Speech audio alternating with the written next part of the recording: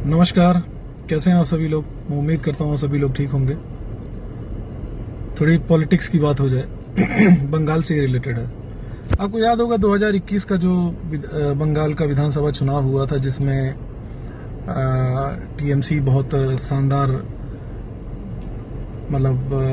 मतों से जीत के आई थी। अच्छी खासी उसको सीट भी मिली थी और भारतीय जनता पार्टी भी ग्रो की थी। हालांकि वो इस उम्मीद में थी कि उसकी सरकार बन जाएगी, लेकिन किसी कारणवश से नहीं बन पाई।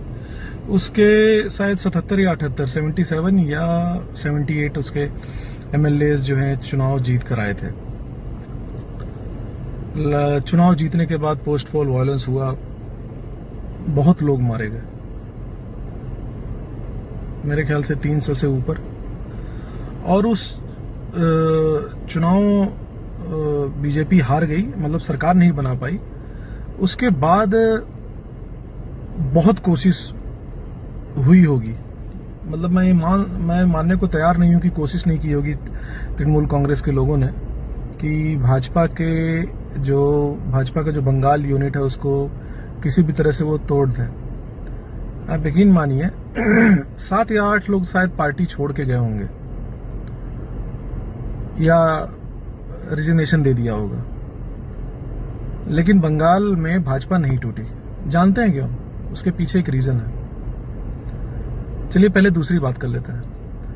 अब 2026 का विधानसभा चुनाव हुआ, भाजपा मैसिव सीटें ले आई, 208 सीटें भाजपा की आई और 80 या 81 सीट्स जो है टीएमसी की। 1 महीने बमुश्किल बीते हैं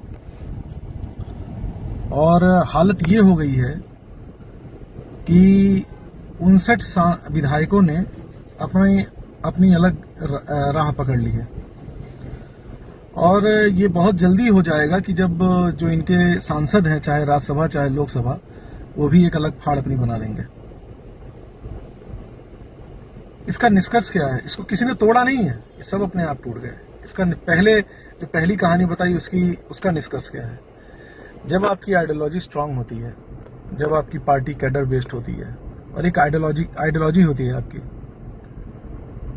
और जब मंशा ये होती है, लॉन्ग टर्म विजन होता है, एक सोच होती है,